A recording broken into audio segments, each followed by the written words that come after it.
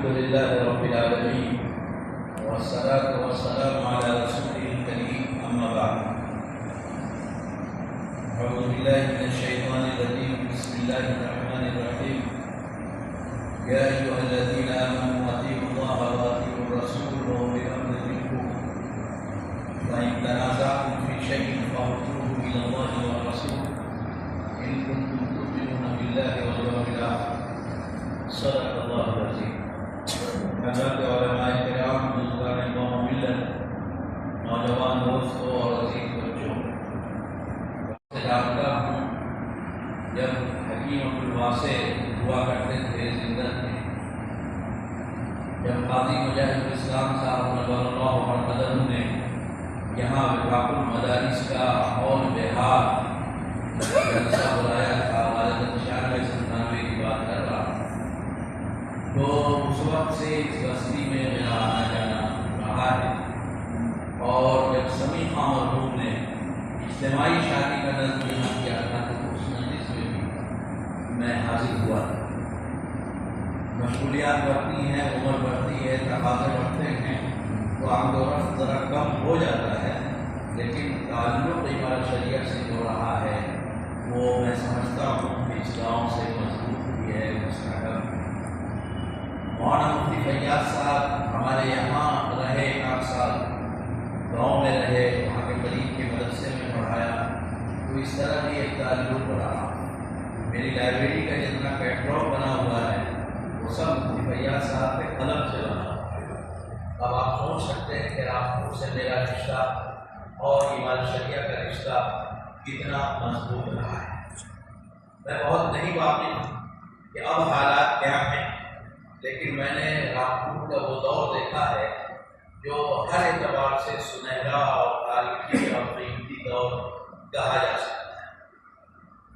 میرے بھائی، ضرورت اس بات کی ہے کہ بزرگوں نے جو طریقہ وضع کیا تھا، بڑھتا تھا، اور جو تعلق باقی رکھا تھا، اس کو نئی نسلوں تک منتقل کرنا چاہیے۔ ہمارے بڑے بوڑھے جو ہیں وہ عمارت شریعہ کو جانتے ہیں، عمارت شریعہ کی خدمات سے واقف ہیں، لیکن کیا نئی نسل میں یہ پیغام منتقل ہو رہا ہے؟ شاید نہیں ہو رہا ہے۔ تو ہم یہ چاہتے ہیں کہ عمارت شریعہ کا جو پیغام ہے وہ نئی نسلوں تک منتقل، جو محبت، جو تعلق آپ کے اندر عمارت شریعہ سے ہے، وہ نئی نسل کے اندر بھی وہ تعلق پیدا ہو، اس لیے کہ عمارت شریعہ کوئی تنظیم نہیں ہے، عمارت شریعہ ہمارے ملی وجود کی روشن علامت ہے۔ وہ اسلام کا اجتماعی نظام کا جو تقاضا ہے اس کو پورا کرنے کے لیے عمارت شریعہ کا قیام عمل میں آیا ہے۔ اسی لیے اللہ تعالیٰ نے فرمایا کہ ایمان والوں، اطاعت کرو اللہ کے رسول اور امیر کی اطاعت، جس کو امیر چن لیا گیا اس کی بات مانی جائے اور اس پر غور کیا جائے۔ یہاں ایک بات اور سمجھ لینی چاہیے جو یہاں کی مناسبت مجھے کہنا ہے۔ بیعت کی 2 قسم ہوتی ہیں، ایک بیعت طریقت ہوتا ہے اور ایک ہوتا ہے بیعت ایمان۔ بیعت ایمان الگ چیز ہے، آپ کسی پیر سے بیعت ہو سکتے ہیں، آپ کا تعلق اصلاحی کسی پیر سے ہو جائے، کوئی حرج نہیں اور ہونا چاہیے۔ بیعت ایمان اس بیعت سے الگ ایک چیز۔ جب عمارت شریعہ کا قیام عمل میں آیا تو حضرت مولانا سید شاہ بدر الدین قادری پہلے امیر شریعت منتخب ہوئے، بہت انکار کے بعد۔ اس وقت 2 خانقاہیں تھیں، ایک خانقاہ خانقاہ مدیریہ اور ایک خانقاہ خانقاہ رحمانی مغیر۔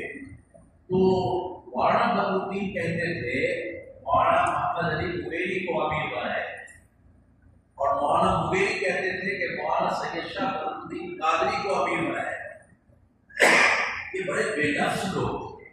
آج عہدے کے لیے لوگ بڑھتے ہیں، نام و کے لیے بڑھتے ہیں، لیکن مولانا محمد علی مغیری یہ کہہ رہے ہیں کہ مولانا بدر الدین کو بناؤ، اور مولانا سید شاہ بدر الدین کہتے ہیں مولانا محمد علی مغیری کو بناؤ۔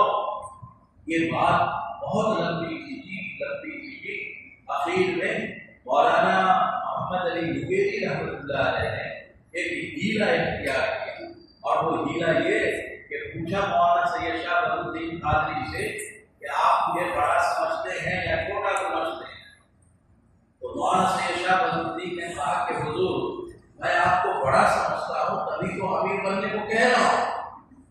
تو حضرت نے فرمایا کہ اگر آپ خود کو بڑا سمجھتے ہیں تو میرا حکم ہے کہ آپ اس عہدہ کو قبول کر لیں۔ تب جا کر کے محمد سید شاہ بدر الدین قادری کے پاس کوئی انکار کی گنجائش نہیں رہی اور وہ پہلے امیر شریعت پر۔